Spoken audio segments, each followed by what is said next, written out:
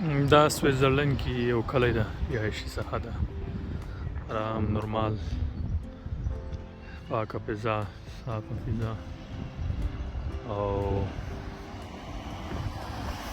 نو دلته انسان داسې فکر کوي چې څوک هم نشته، سړکونه له رش نه بیروبار نه خالي، او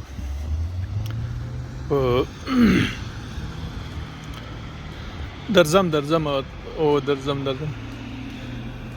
کومه خواته صحیح. نو دا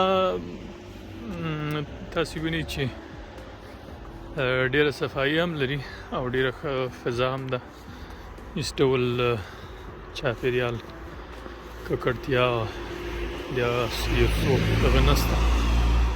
نو سویټزرلند په نړۍ کې ټولو پاکو هېوادونو کې راځي چې د چاپېریال ککړتیا پکې بیخي کمه ده. نو دا هغه ساحه ده چې له زوریخ په جنوب کې واقع ده. زوریخ ښار تقریبا یو 5 کیلومتره تر 6 کیلومتره فاصله کې زه روان یم زوریخ ښار ته.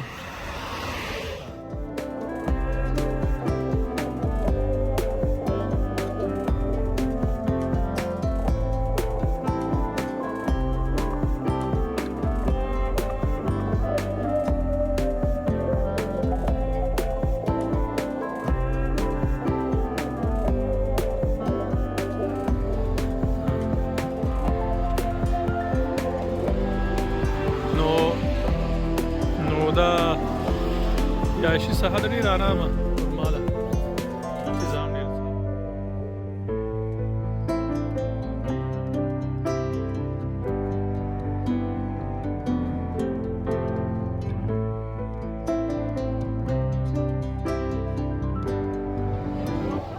سلام.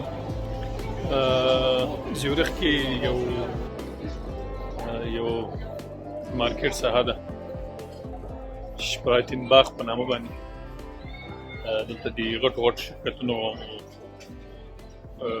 نمایندګیانې وي، د هر شرکت نمایندګي وي، هر څه تر یو چتر لاندې پیدا کېږي.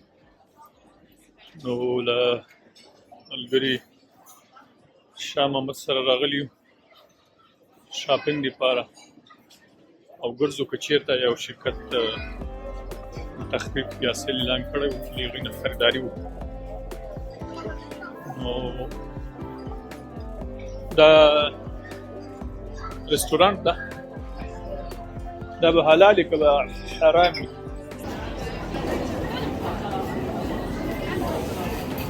هسټري دې راواخیسته؟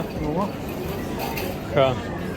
نو دا دلته خو دا بل بلاګۍ مو سره پروت ده، نو ځه خدای دې خیر. کاپوچینو صحیح ده،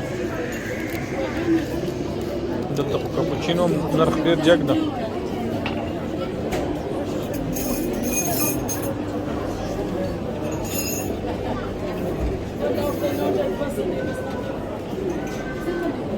دا شیانو کې نو سړی احتیاط باید وکړي سړی.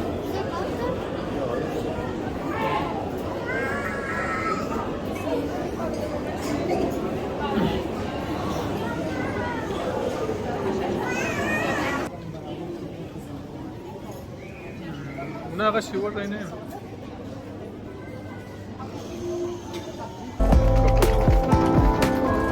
دا د اشوکانو پل ده.